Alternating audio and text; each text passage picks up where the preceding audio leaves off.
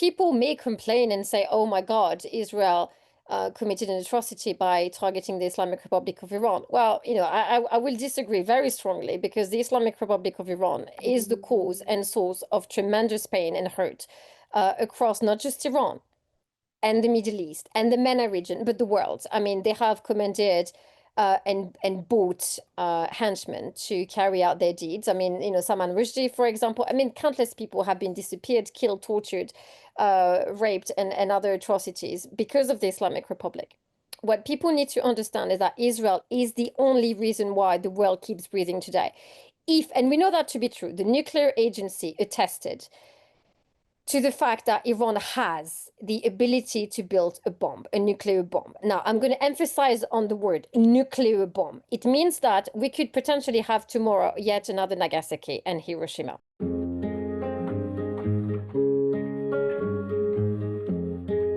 You're listening to a special episode of East to West on the Israel-Iran war. It's been talked about for decades, and now it's finally here. After gathering intelligence that Iran was nearing the point of no return in its pursuit of a nuclear weapon, Israel launched a major preemptive offensive, striking nuclear facilities, missile bases, and eliminating senior Iranian military officials. The operation followed an alarming IAEA report detailing Iran's eminent nuclear capability, coupled with Tehran's repeated threats to wipe Israel off the map. Now, Iran responded with waves of deadly ballistic missiles and suicide drones. The war has now entered its fourth day, with Israeli airstrikes continuing to target missile infrastructure in western Iran, while Iranian attacks have killed dozens of Israeli civilians, injured hundreds, and devastated residential neighborhoods in Israel. This, of course, is all happening at the same time that fighting continues in Gaza, with 53 hostages still held captive by Hamas. I'm your host, Sarah Martinez Amir, speaking to you from Jerusalem. To our dedicated listeners, thank you for your patience and commitment to the show. Obviously, due to the attacks, we've temporarily remoted recording to ensure the safety of our production team. It's been a long night. My guest today is Catherine Perez-Shakdam. She's a journalist and expert on Iran who infiltrated the regime's inner circles and met face-to-face with its highest officials, including the one man still standing at the top, Supreme Leader Ali Khamenei. Catherine, thank you, as always, for joining us for this special episode. It's my pleasure, Sarah. Thank you. You've been inside the Islamic Republic closer than almost any Western observer. What did you see that the world urgently needs to understand now that this war is real? I'm going to say one thing, and this is the one thing that I feel no one has talked about, at least not enough, is that, of course, we know, and I think it was made clear by the slogan of the regime, death to Israel, death to America. We know, and we knew for a very long time, that, of course, Iran was dead set on getting rid of not just Israel, but the Jewish diaspora as a whole, and get rid of what it feels is a threat to its regime.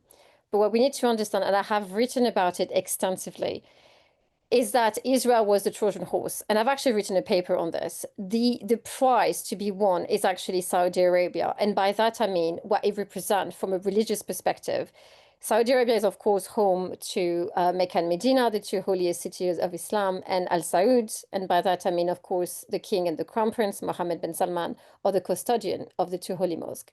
And that means that they hold a great degree of legitimacy over the Islamic world and can dictate which way Islam goes.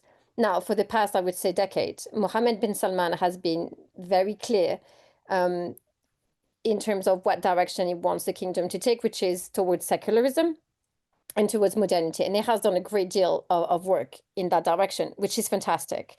Now, there were signals that potentially under Trump's first presidency that they would normalize with Israel. That, of course, was kind of stopped by Biden's arrival.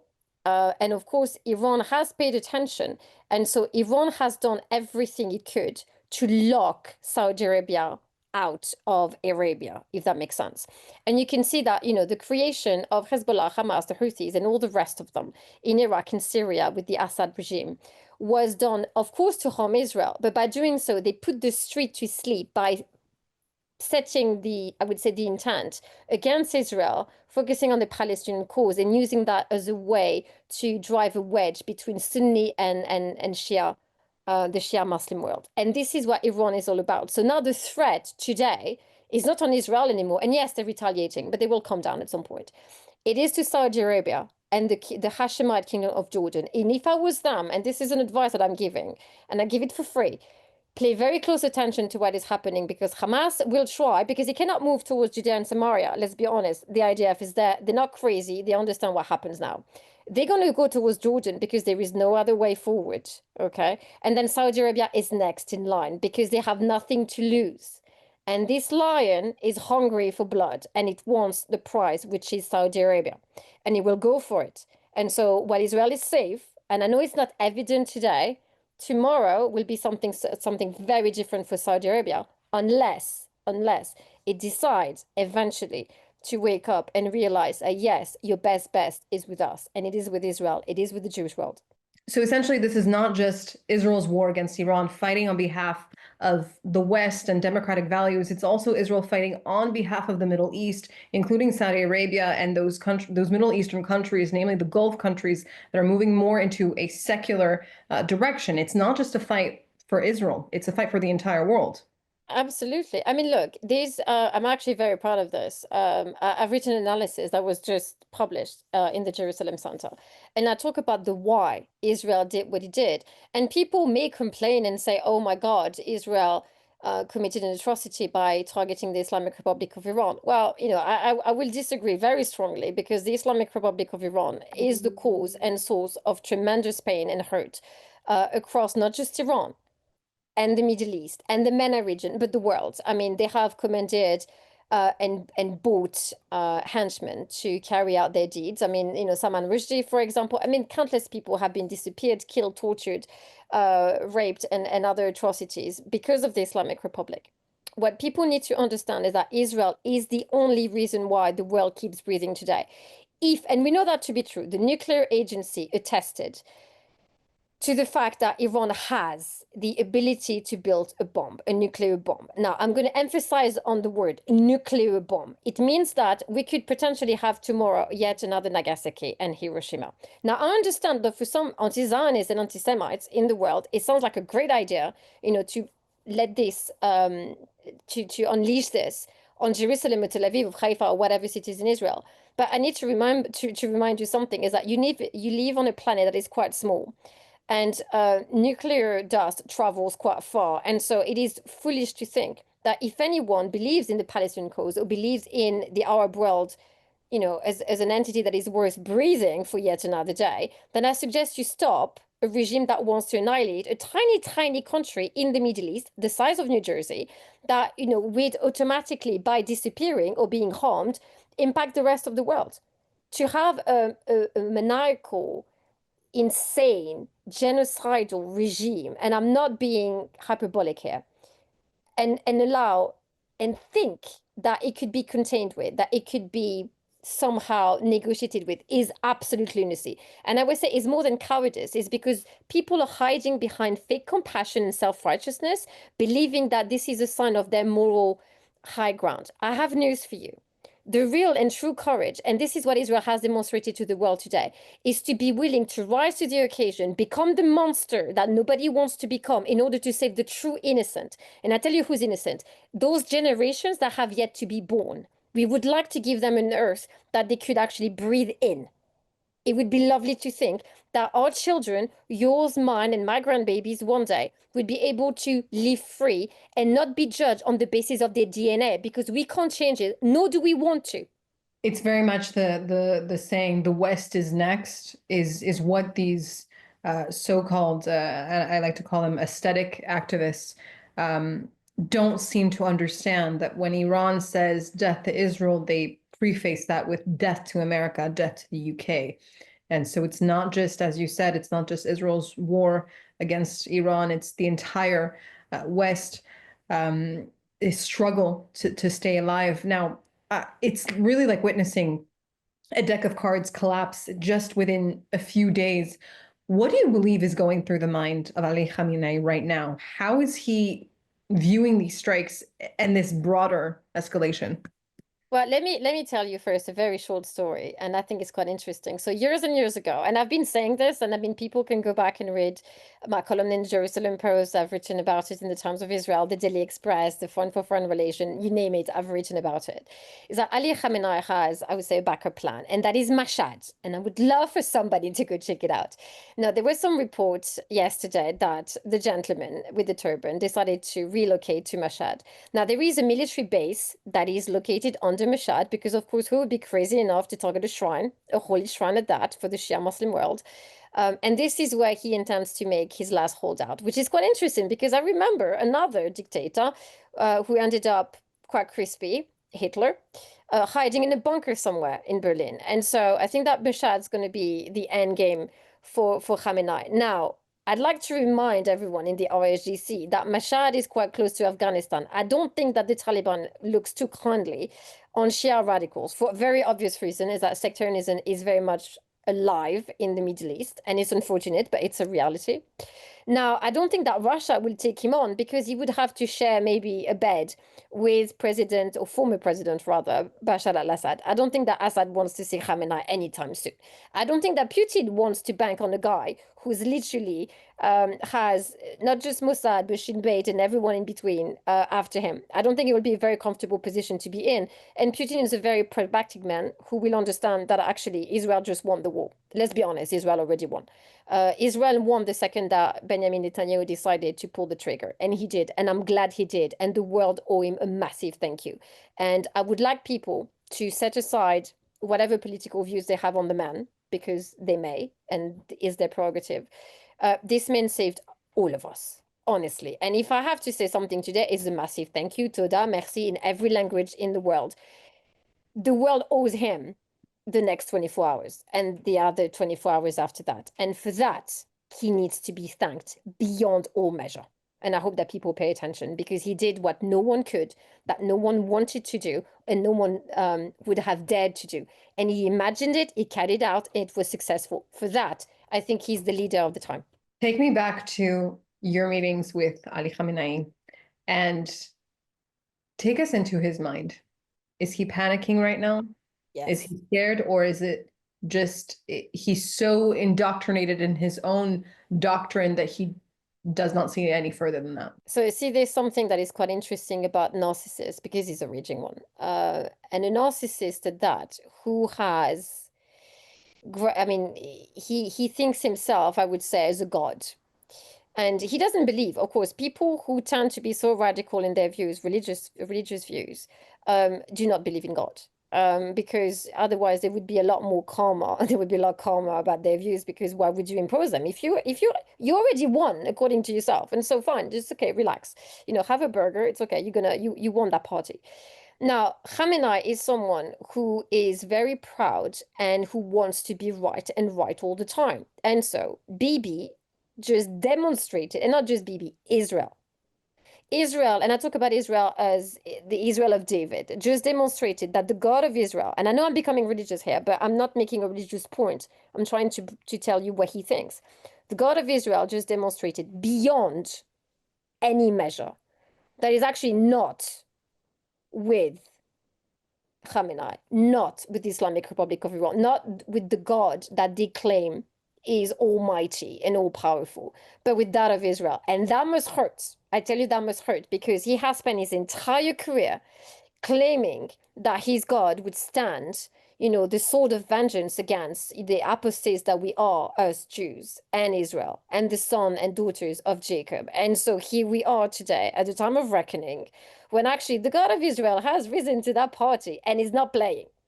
And so he's feeling very uncomfortable because how can you convince others, and I'm talking about the Shia Muslim world, that he's worth standing with when he's all alone, hiding out in a tunnel somewhere, when he has been abandoned by Hezbollah, because I don't remember anyone coming to help. Hamas has problems. The Houthis have been, obliterated beyond belief, because even I was shocked thinking I knew that the IDF was good, but that is something else. Who's going to rise up and offer a hand in help, because he doesn't have many friends. And within the RSGC, I know for a fact that a lot of people are thinking right now, what do we do next? Because remember, they want to survive. They can't survive without him. So now the game plan is this, is where does the Islamic Republic go next in order to survive the next cycle, the next political cycle? And they do not need a supreme leader. They do not need an Ali Khamenei. They do not need a Mojtaba Khamenei, but they need a leader, anybody. So I think that what's going to happen now is that he may be betrayed and actually assassinated so that the IRGC could either rebrand itself and actually hide within the incoming revolution and uprising within Iran and try to paint themselves as, oh, we flipped now and we're coming to help you, or clearly just reinvent themselves completely. Or, like I said, go through Iraq, try to infiltrate Saudi Arabia, Syria, and Jordan and take over there. Or, and this is the third, less fun for me, possibility, is that we're going to see chaos here in the West. And do not discount the very real possibility of somebody deciding to proclaim the creation of a caliphate at the very heart of Europe. And I don't think that people should smirk. I can hear them smirk. You shouldn't smirk because it's something that could happen.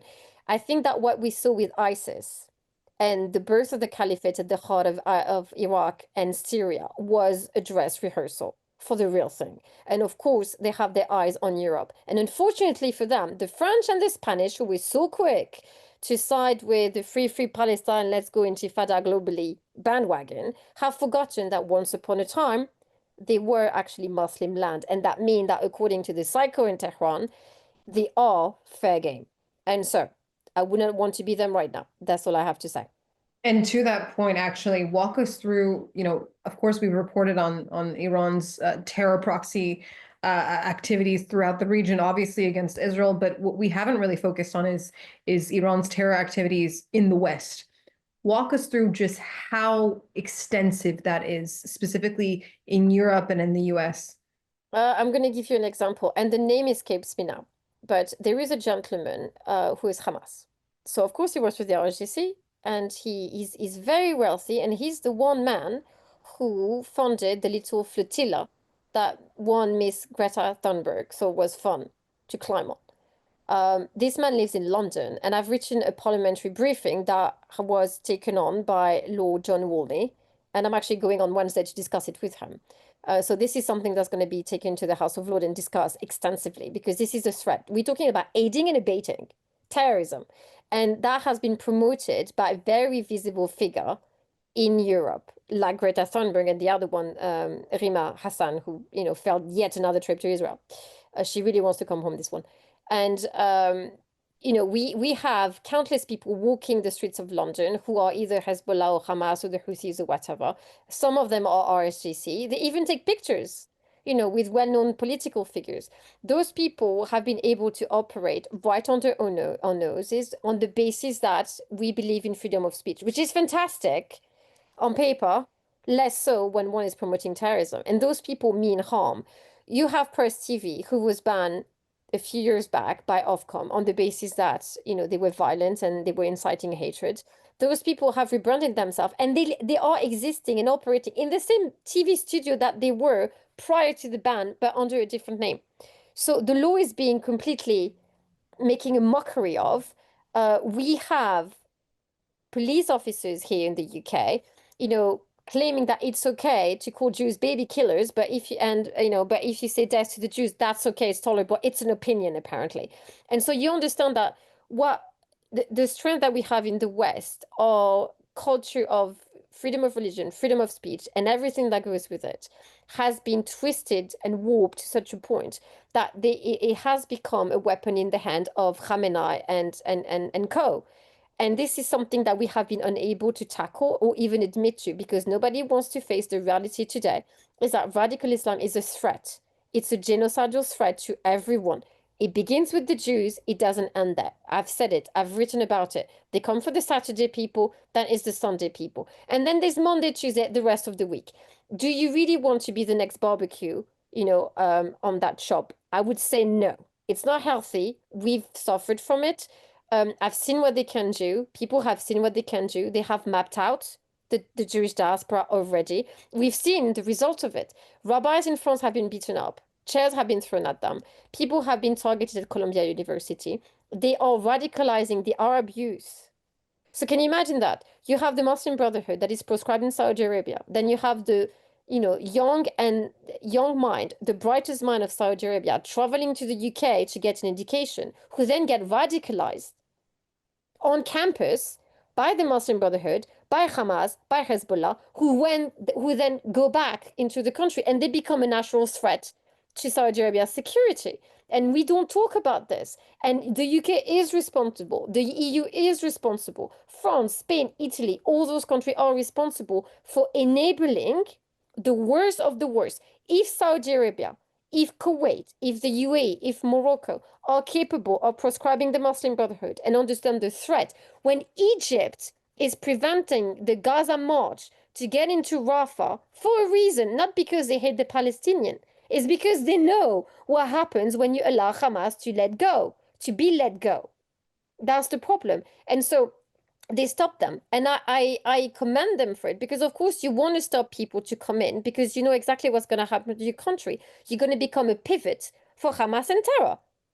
So they're not stupid. They know they have battled and fought against Islamic radicalism. Arab countries, when Arab countries are scared and worry about radicalism, please listen, Europe. Please listen, Western world. It's for a reason. This is not because it's fun. It's not because it's a trend. And today, this left, those people, those young people who are so deluded into thinking that they are standing for something pure and almighty, I got news for you. Those people will be so quick to butcher you, like Khamenei in 1979 turned against the left and butchered them because he didn't need them anymore. So history is repeating itself. So luckily, we read the books. Now we would like to teach you and tell you what's going to happen to you. Please listen. Catherine Perez-Shakdam, thank you very much, as always, for joining us and for giving us the warnings, the teachings, the understanding of the entire geopolitical situation here, and teaching us to read the signs and the warnings when they're out there and believe that when people say they want to kill you, they mean it. They do. They really do. I mean, believe people when they tell you who they are.